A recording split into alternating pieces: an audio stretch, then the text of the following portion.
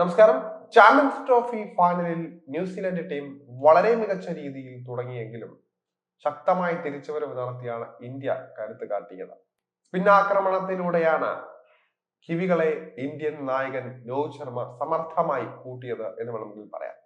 പക്ഷെ യഥാർത്ഥത്തിൽ രോഹിത് അല്ല, മറിച്ച മുൻ നായകൻ കൂടിയായ വിരാട് കോഹ്ലിയാണ് ഇന്ത്യയെ കളിയിലേക്ക് തിരിച്ചു വരാൻ സഹായിച്ചത് എന്ന് പറയുന്നതായിരിക്കും ശരി.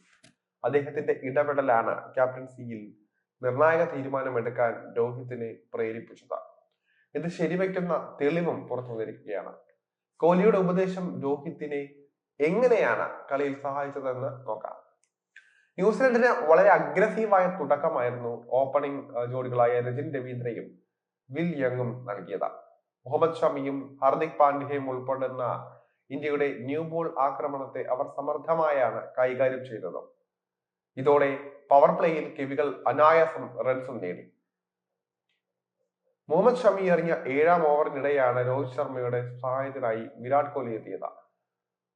കിവികൾ അപ്പോൾ വിക്കറ്റ് നഷ്ടമില്ലാതെ 47 റൺസ് എന്ന നിലയിലായിരുന്നു. ഇതിനിടെ സ്വന്തം ബോളിംഗിൽ രജിന്റെ ഒരു റിട്ടേൺ ക്യാച്ചും ഷമി പാഴാക്കി.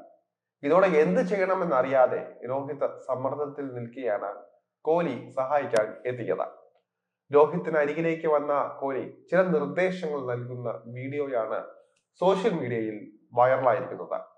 കോഹ്ലിയുടെ ഈ ഒരു ഇടപെടൽ കളിയിൽ വലിയ ഇമ്പാക്ട് ഉണ്ടാക്കുകയും ചെയ്യുകയായിരുന്നു. തൊട്ടടുത്ത ഓവറിൽ ഇന്ത്യക്ക് കളിയിൽ ബ്രേക്ക് ത്രൂ ലഭിച്ചു. വിൽ യങ്ങിനെ വരുൺ ചക്രവർത്തി വിക്കറ്റിന് മുന്നിൽ കുടുക്കി. അതിനുശേഷമാണ് ഈ കളിയിൽ ഇന്ത്യ പിടിമുറുക്കിയത്. കുൽദീപ് യാദവ് തൊട്ടടുത്ത ഓവറുകളിൽ 2 വിക്കറ്റുകൾ എടുത്തതോടെ കിവികൾ 3-ന് 75 എന്ന നിലയിലേക്കും വീഴുകയായിരുന്നു. ഇന്ത്യക്ക് 252 റൺസിന്റെ വിജയലക്ഷ്യമാണ് ഫൈനലിൽ ന്യൂസിലൻഡ് ടീം നൽകിയിരുന്നത്.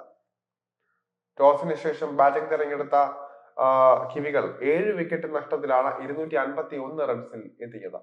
ഡാരൽ മിച്ചൽ, ലാവ് ഓർഡറിൽ മൈക്കൽ ബ്രേസ്വെൽ എന്നിവരുടെ 50കളാണ് കിവികളെ ഭേദപ്പെട്ട ടോട്ടലിൽ എത്തിച്ചത്. ഓപ്പണർ രജിൻ രവീന്ദ്ര 37ഉം ഗ്ലെൻ ഫിലിപ്സ് 34 റൺസുമായി കിവി ഇന്നിംഗ്സിൽ നിർണായക സംഭാവനകൾ നൽകി. ഇന്ത്യക്ക് വേണ്ടി വരുൺ ചക്രവർത്തിയും കുൽദീപ് യാദവും 2 വീതം വിക്കറ്റുകൾ എടുത്തു. മുഹമ്മദ് ഷമിക്കും രവീന്ദ്ര ജഡേജയ്ക്കും ഓരോ വിക്കറ്റ് വീതവും ലഭിക്കുകയായിരുന്നു.